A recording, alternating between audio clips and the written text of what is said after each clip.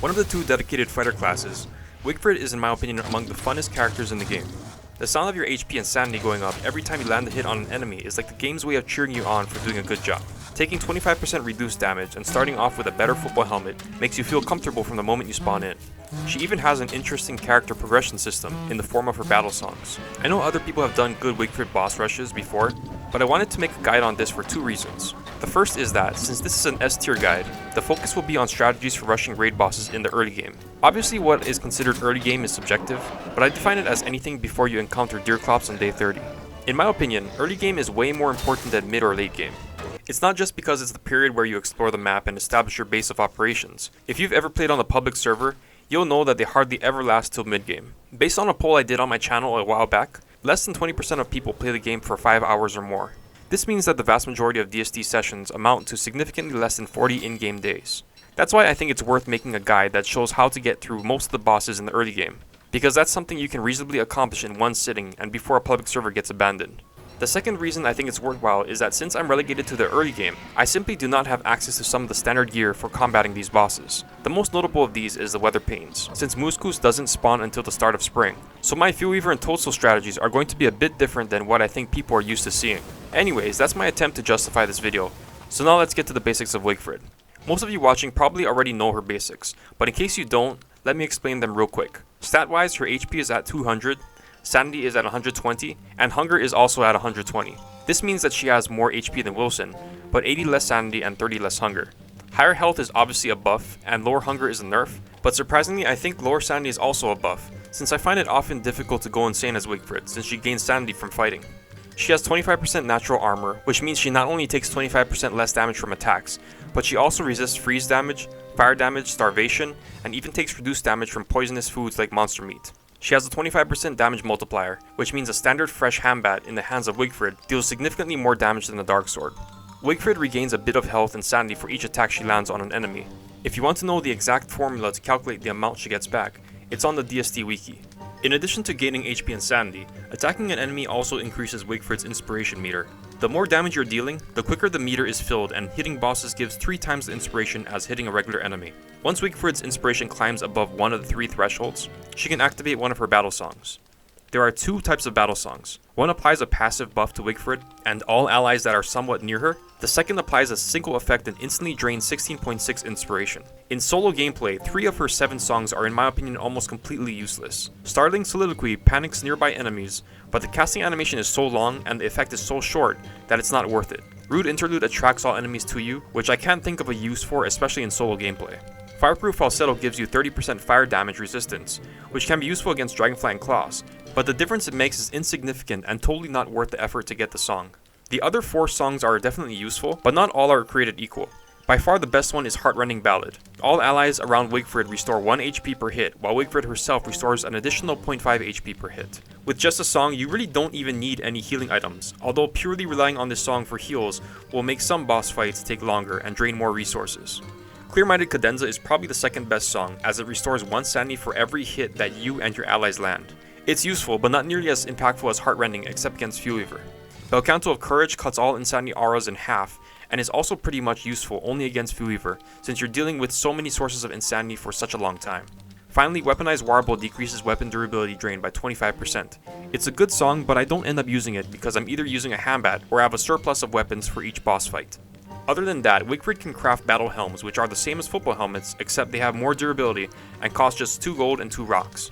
Since they are so cheap and Wigfrid has her natural defenses, I'll be using just these as my armor for almost all the boss fights. The Battle Spear is a good weapon when you first start out, but it's quickly eclipsed by the handbat, dark swords, glass cutters, pilosite clubs, etc., so I'll just be using it at the very beginning. Oh yeah, and she also has the downside of only being able to eat meat. Honestly, starving to death shouldn't be a huge issue if you're at the point where you're rushing raid bosses. However, her dietary restrictions can slow you down a little, since you can't just pick berries, carrots, cactus, and lichen for food on the go. So it is something that we'll have to keep in mind a little throughout the run. With that said, I think that's all there is to talk about Wigfrid.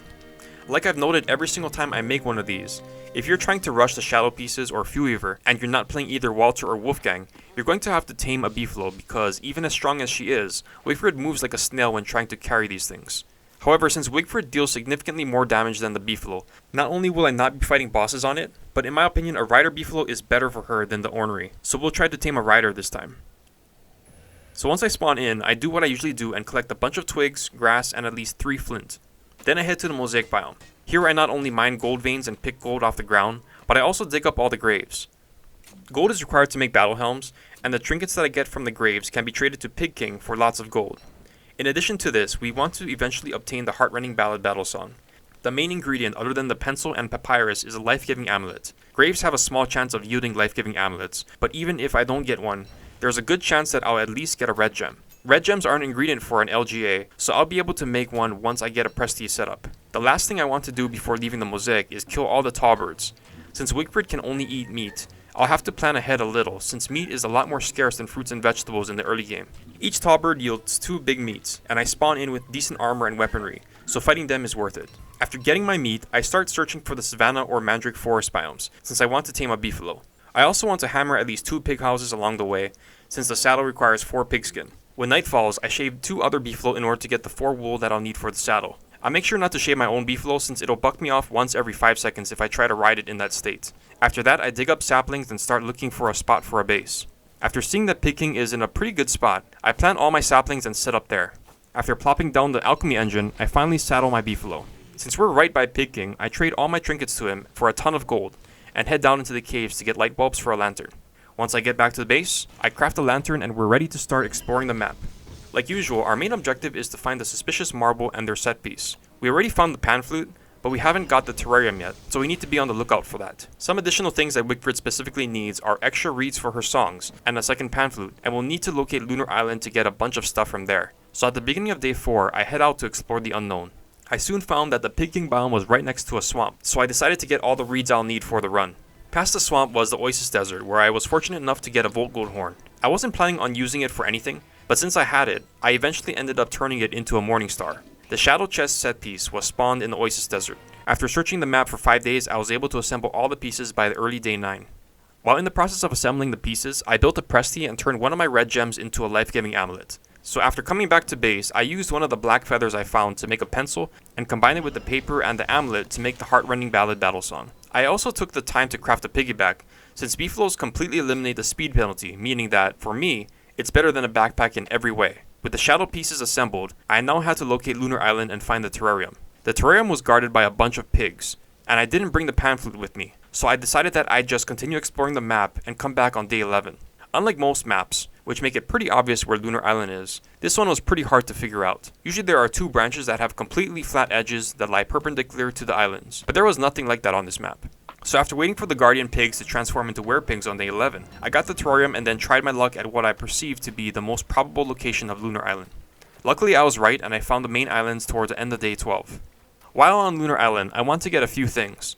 First is the moon moth, because it's the main ingredient for the clear-minded cadenza battle song. The second will be a stack of kelp stalks, because a renewable source of vegetable filler is great for making pierogies. Lastly, I'll need to make 6 glass axes and 2 glass cutters. So I grab the kelp, kill the moth, mine the boulders, assemble the celestial altar pieces, craft the tools, and get out of there before my grass raft sinks. Back at base, I make clear-minded cadenza, get some food, and finally go to the caves. This is in my opinion where the fun part of the run officially starts. In the caves, I have the usual 3 objectives: Ruins Rush, locate Toadstool, and get the fossil fragments. After finding the muddy biome Toadstool spawner, I drop off all my glass axes there and head to the ruins. Since there's a good chance that AG has everything we need in the run, I quickly locate a broken pseudoscience station and craft both the Magi and a Thulosite medallion. The medallion reveals the Ancient Guardian's position on the map. Since I want to get a rider beefalo, I'll be fighting AG on foot, and the Magi just makes that way easier. So once I locate AG, I feed my beefalo all the lichen that I had in my inventory, put on the Magi, and start the fight. This might actually be the first video on this channel where I fight AG on foot. It's hardly any different than fighting it on a beefalo. My Magi doesn't give me as much light as a lantern, and I am slower, but I'm also dealing way more damage, and I don't have to always be worrying about getting bucked off at a bad time. Plus you're Wigfrid, so you have 85% damage reduction, life and sanity regeneration, which are boosted by the 2 songs, and you're hitting more than twice as hard as a beefalo, so it's a really comfortable fight. If you don't know how AG works, he'll just charge at you if you're far away or bite you if you're close. You want to lead his charges into the pillars or into the fragments that fall from the ceiling. When he runs into either of these, he will be stunned for a certain amount of time. The longer he charges before the collision, the longer he will be stunned.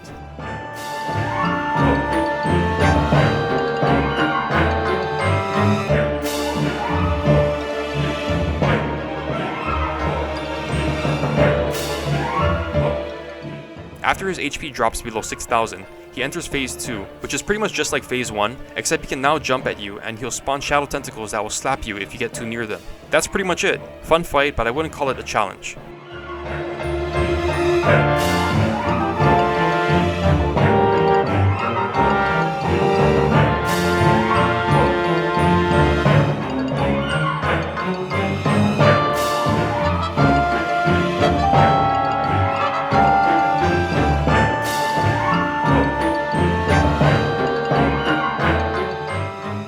After AG is dead, I no longer need the Thulecite medallion, so I combine it with the pencil and papyrus to make the final battle song for this run, the Bel Canto of Courage. After that, I loot the chest. I got a star collar and a crown, but unfortunately no lazy explorer. After upgrading a station and crafting a pickaxe, a few Thulecite clubs, and another crown, I drop the remaining gems, the key, and the door at the station and get out of the ruins. It's now day 18, so I have a few more days to search for Toadstool and get the fossils before winter. After finding the stalagmite biome, I mined a bunch of spider dens for the 8 fossil fragments. A day later, I managed to find Toadstool in the green mush tree forest spawner. With that, I'm done in the cave, so I head out to prepare for winter. Since I didn't get a lazy explorer, I tried my luck at getting a tusk from the only walrus in the world. Unfortunately, he doesn't drop it. Since it's day 21, I need to fight the shadow pieces tonight. Since the set piece is located in the Oasis Desert, there are no roads anywhere near the fight. Even if I had a walking cane, I still wouldn't be able to dodge the level 3 shadow rook with a magi. So I built a cobblestone path on the side of the set piece, which, combined with my Thulecite club and magi, gives me enough speed to dodge the rook. Before night, I put my beefalo away, and when night falls, I mine the knight statue in order to summon the boss. I'm doing the pieces in the usual order, which is knight, bishop, and then rook. Phase 1 is straightforward, just attack the knight and equip the Thulecite club to dodge the other 2 pieces. Once the knight dies, the other 2 pieces will level up and I'm now technically fighting boss tier enemies. This means I'll be able to get enough inspiration for my battle songs. Not that I'll really need them, since I should have enough speed to dodge the rook, and I'll also be getting hit by the bishop twice at most. Factor in Wigfrid's default regeneration plus damage reduction, and the songs aren't really necessary. Doesn't matter, I still use them anyway.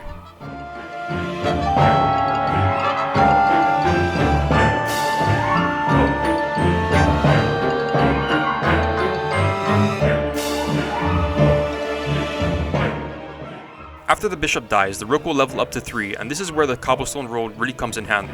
With the 30% speed increase of the road, the 10% increase from the club, and 20% from the magi, I'm moving at 172% movement speed, which is way more than what is necessary to avoid the rook.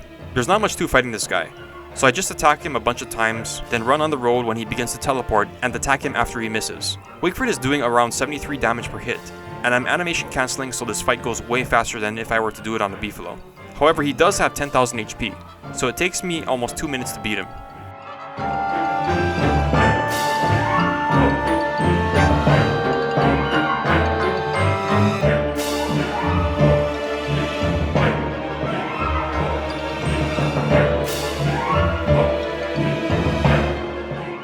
Since I had both Clear-Minded and Heartrending activated, I leave the fight with max HP and Sanity.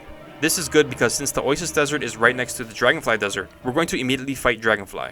Dragonfly is probably the first raid boss that everyone beats, so there's nothing really special about how I fight her. You want to build 12 walls corner to corner off of each side of the lava pond that's furthest away from the center. Since I have my battle songs, I don't need any healing. The handbat from the Shadow Pieces fight is still pretty fresh, and battle helms are all the armor that I need. So after putting my beefalo away, I run past the walls to initiate the showdown. Dragonfly has 27,500 HP, so even with Wigfrid's boosted damage, the fight is a long one. Since I'm using animation cancelling, I can comfortably get 7 hits on her in between slaps. Since each hit is doing 71 damage, she's taking almost 500 damage in between slaps, which means phase 1 goes by really quickly.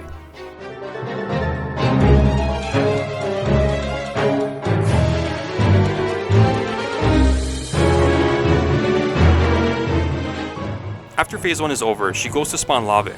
Instead of just standing around on the outside of the walls, I use a speed boost that the magi and the Thulecite club give me to chase her down and deal extra damage to her. I would have liked to have a walking cane instead of a club, but the club combined with the magi still gives me high enough speed that I can land a bunch of blows while avoiding the lava. When she only has a few more lava to spawn, I run back to the outside of the wall and wait for her to get me. Once she crosses over the wall to slap me, I engage her again, getting 7 hits in with the handbat in between slaps. The lava's pathing doesn't see the lava ponds as an obstacle, so they spend their entire short lives trying to crawl through it with no success. they will one by one explode into a fiery mess. When the last lava explodes, Dragonfly has a 50% chance to enrage and a 50% chance to go back to spawn more lava. If she enrages, I just use the pan flute to put her to sleep. If she goes to spawn lava, I just chase her down like I did before. Like the shadow pieces, I don't really need to use the battle songs, since the amount of health Wigfrid normally gets back will offset the damage I'll take if I'm kiting well. However, I still use Heartrending, since it's always nice to exit a fight at max sanity and max HP.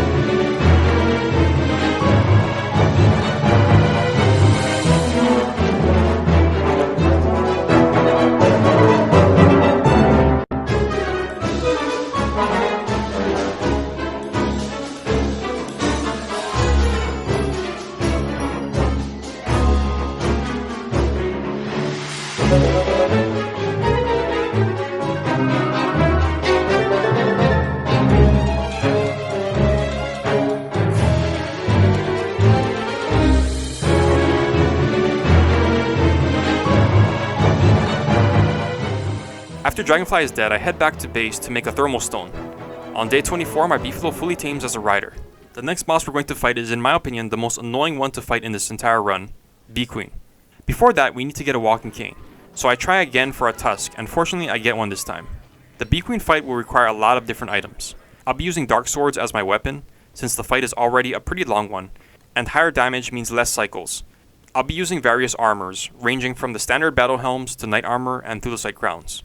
I'll need the Magi for boosted speed, definitely need Heartrending and a few pierogies for heals, clear-minded so I don't go insane, and I'll need at least 2 pan flutes. So after getting all of that together, I put my Beefalo away and hammer the hives to start the thing.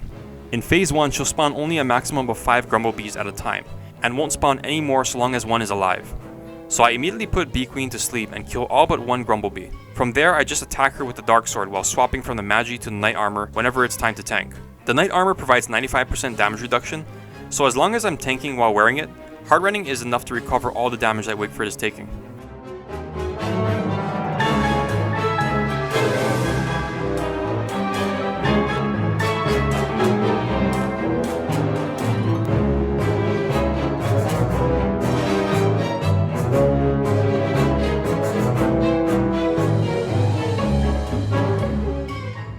After phase 1, we start the most resource draining part of the fight. Bee Queen will now spawn double the amount of Grumblebees, and you can't just leave all of them alive, except for one. So I bait out the first attack and use a pan flute to put them all to sleep. Then I attack Bee Queen as much as I can before she wakes them up and they get to me. Since I'm getting a bunch of free hits on Bee Queen, Heartrending should be enough to regain most of the HP Wigfrid loses, even if she's only using battle helms.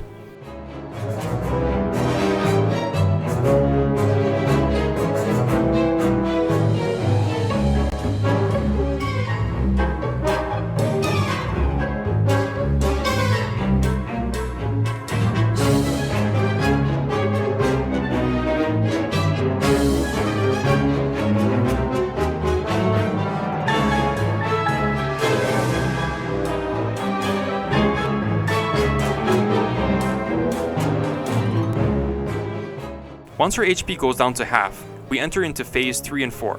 Bee Queen will now scream at her Grumblebees, which causes them to chase me down at very high speeds. When she does this, I equip both Walking Cane and Magi and run as far away from the hive as I can. At the very last moment before the Grumbles return to normal speed, I run right through them so they waste time trying to attack me. With my super speed, I get back to Bee Queen and try to deal as much damage as possible. Running on the road makes this way more effective. However, it's winter, so I can't see the road due to all the snow on the ground. Since I'm out of Knight Armor, and I'm only using battle helms, I'm slowly losing HP every time I tank Bee Queen, so I replenish my HP by eating pierogies from time to time.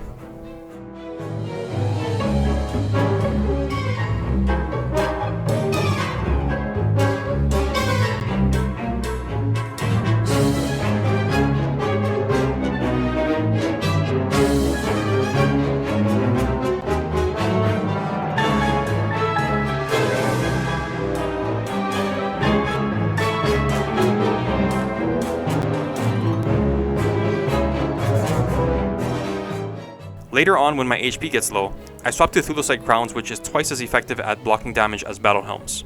This doesn't completely stop Wigfrid from losing HP over time, but it severely reduces it.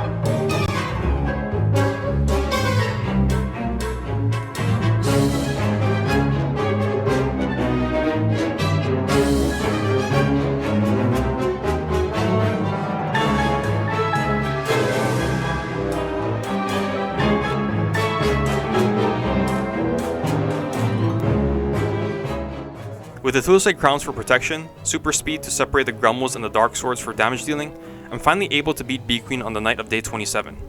After Bee Queen is defeated, I cook all the jelly beans and prepare for the Klaus fight. Klaus's loot stash actually appeared right next to my base, so getting to the fight was easy. However, I didn't know where the deer were yet. After finding the deer in the Mosaic biome, I got the antlers and summoned Klaus. The Klaus fight plays out the same as it would with any other character, except I don't need any healing or sanity food. In phase 1, I bait out his first attack and then get a few hits in, dodge a second attack and then attack him some more. If he goes with the fire spell, I continue to attack him and then run away from him once a spell is cast. If it's the ice spell, I immediately run around him, preferably on the side of the blue gem deer, and attack him.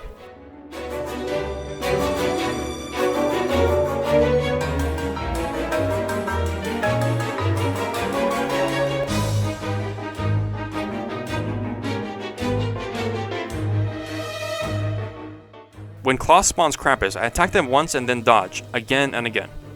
Once the Krampus are dead, it's back to fighting Klaus.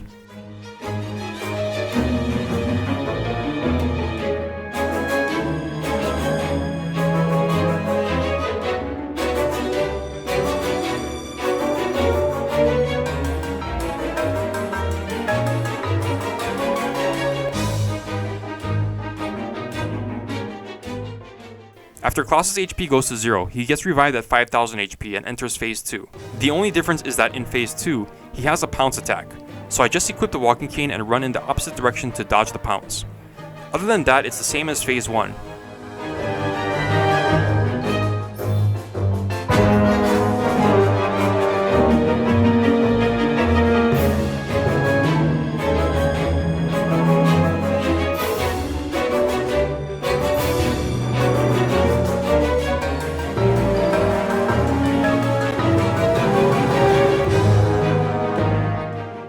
After a 4-minute fight, Klaus is dead.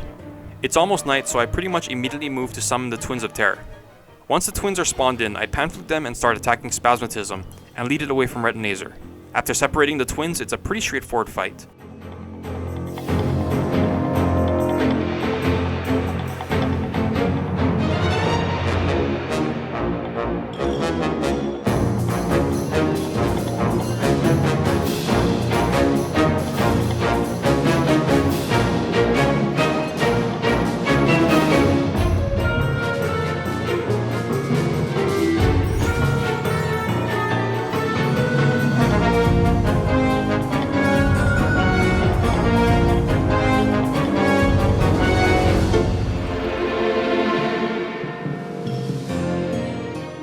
I kill Spaz on day 29 and activate the terrarium again on day 30 so I can finish off Retinazer. Since it's day 30, Deerclops also spawns, and he ends up stealing my kill.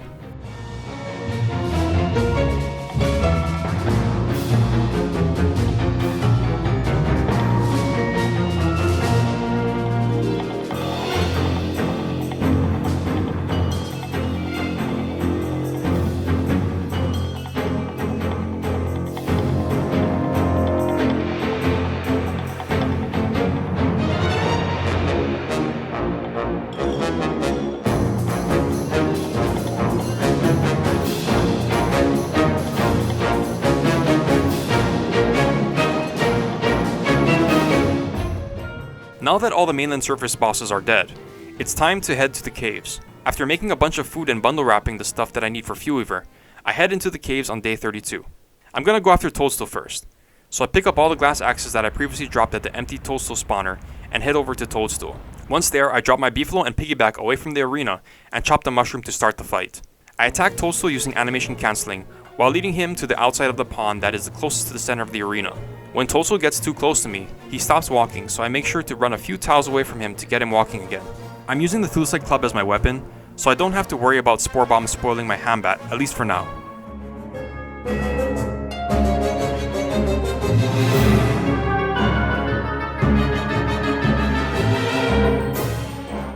After 45 seconds, Toadstool begins to slowly walk back to the center. While he's doing this, he doesn't attack, which lets me wail on him for free. After the 15 seconds are up, he begins to spawn Spore Caps. I don't want to immediately chop these down, so I use this time to grab the Morning Star for my Piggyback in hopes that the cave rain will cause Toadstool to become wet. After Toadstool spawns all 8 Spore Caps, he starts to chase me at his maximum speed. I use this to my advantage to quickly lure him behind the pond, and once he's there, I pan food him so I can start chopping the Spore Caps in peace. Glass axes are 2.5 times more efficient than the normal axes, so it only takes me 4 chops to fell each Spore Cap. This means I'm chopping almost as fast as Woody.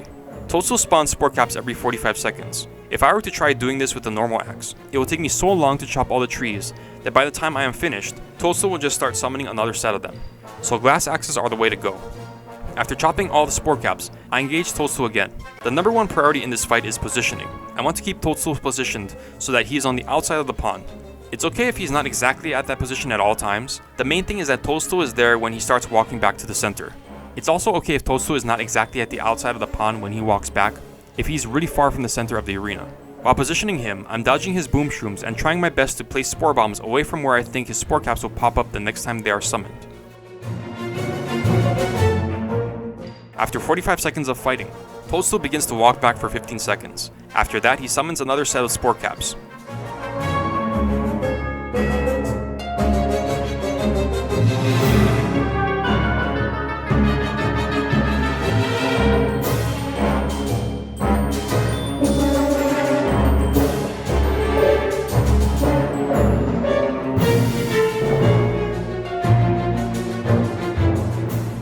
Sometimes he will bug out and won't summon all 8 Spore Caps, which is a good thing, since it means you have to spend less time and resources chopping down trees.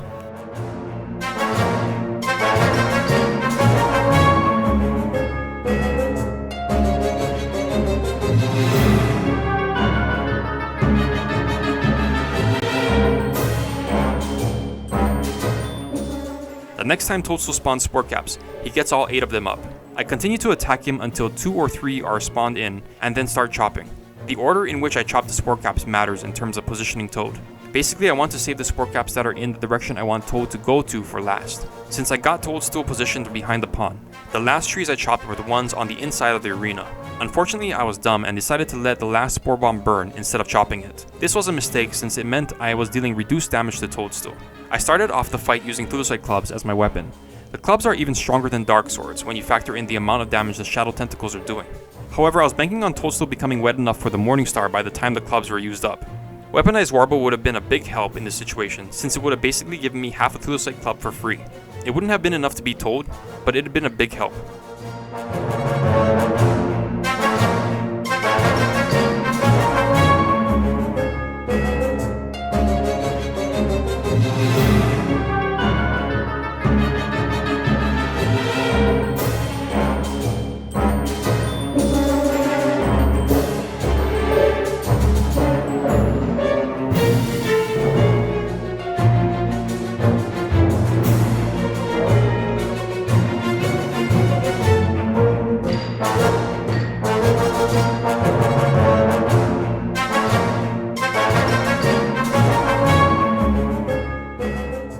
So after making the Hambat, I started to fight Toadstool with it. Since the Hambat spoils, I drop it on the ground and run away from it whenever Toadstool plants a Spore Bomb on Wigfrid's head.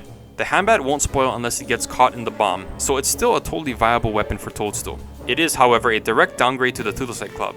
Not only because it's dealing much less damage, but also I'm not going to get as many hits in on Toadstool since I have to waste time dropping the bat, running away, and then picking it up whenever I get Spore Bombed. It also doesn't help that in Phase 3, Toadstool does this double stomp attack, which gives me even less of an opening to attack it. Because of this, I'm only doing about 4,000 damage to Toadstool per cycle.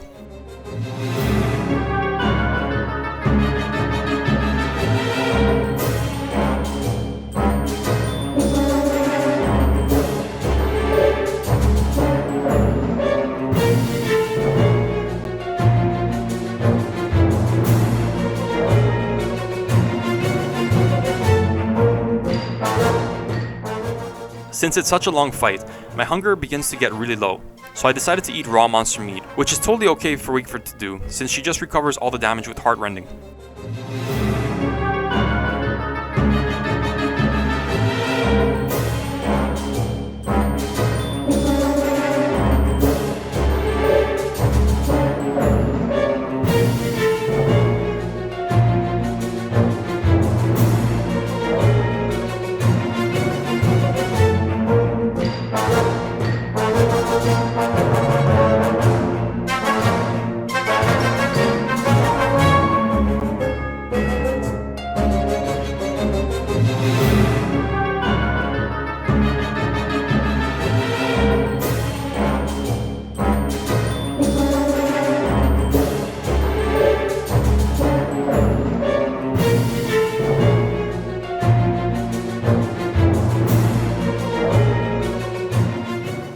After a pretty long fight, Toadstool dies in about 14 minutes.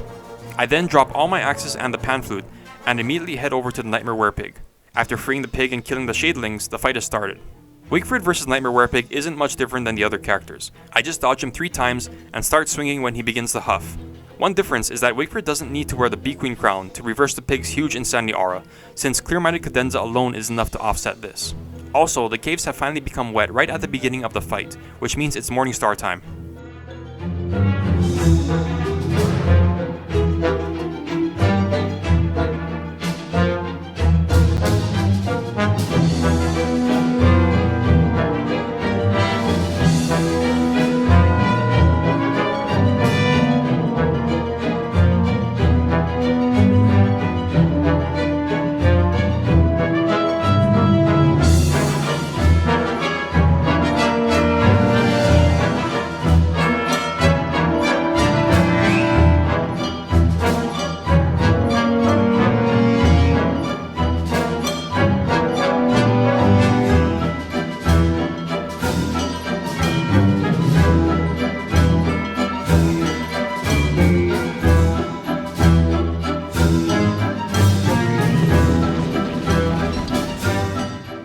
After a pretty quick fight, Nightmare Werepig is defeated.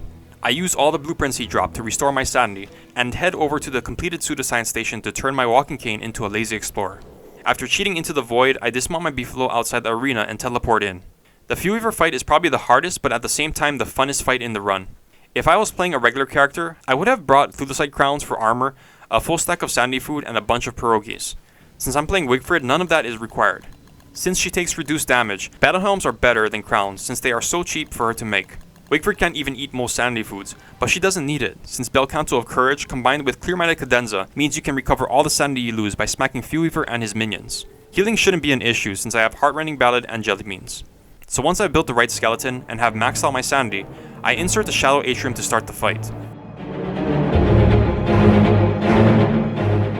I don't immediately activate the songs. Instead I smack him, then dodge his first hit, then his bone snare, then his second hit, and after his third skull bash, I run a few tiles away from him, and then run further in order to dodge his snare attack. After that I activate the 2 sanity songs and fight him in the center. Since I dodged his snare attack, he's not going to use it for a while, so I don't have to worry about wasting lazy explorer charges to get out of it. I had originally planned on using the glass cutters I got from Lunar Island for Fuelweaver, but since the caves are wet, the Morningstar is just a better weapon in every way.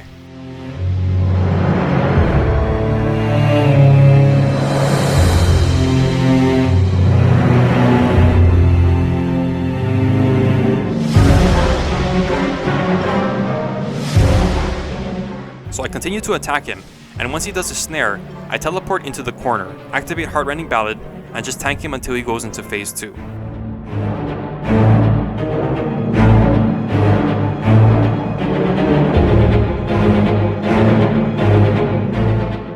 Phase 2 is where things get tricky. Since we don't have weather panes, it's not as simple as throwing tornadoes at the sky whenever the woven shadows get near him. What I want to do is keep Fuelweaver away from the center circle, since that's where all the woven shadows will spawn, and destroy the hidden hands that are near me. There are 2 ways of doing this. The cool way is to wait for the woven shadows to all bunch up on one side of the arena, and then lead Fuelweaver around them while swatting the hidden hands. The other, safer way is to let one woven shadow get to Fuelweaver, so that he starts to bend down and eat. Kill it before he can eat it, and then use that opportunity to kill a bunch of them while he sits there.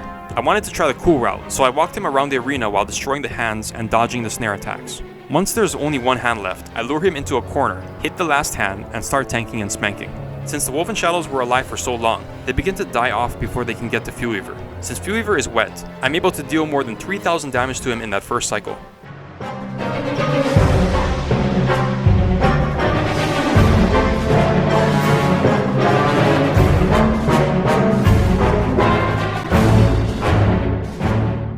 After 20 seconds, Fuelweaver goes invincible again, and I try to repeat.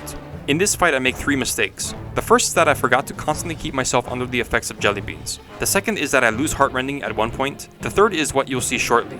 Sometimes, for some unknown reason, not all the hidden hands will spawn. So the mistake I made was assuming that I had one more hidden hand left to attack, when in reality, the one I was saving for last just wasn't there.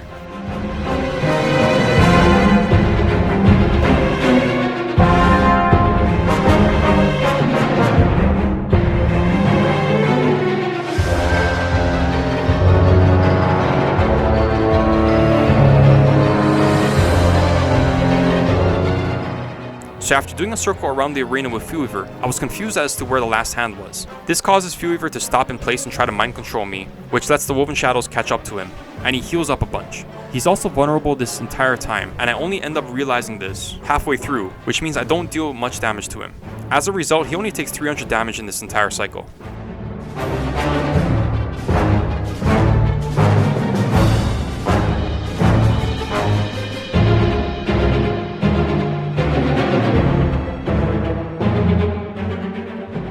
After that, the fight went more smoothly. Since it was raining, I decided to try and dry off a bit with the umbrella, which causes me to lose Heartrending Ballad.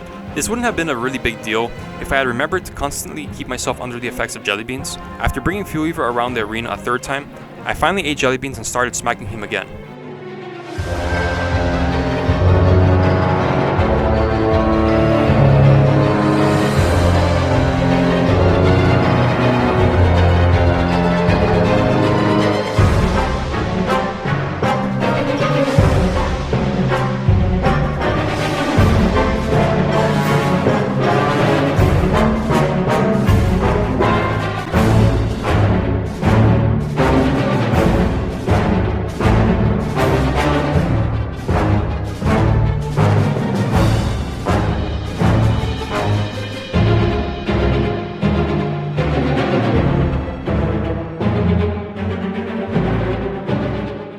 Since I lost Heartrending Ballad and ate jelly beans really late, my health was really low by the time Fuelweaver dies.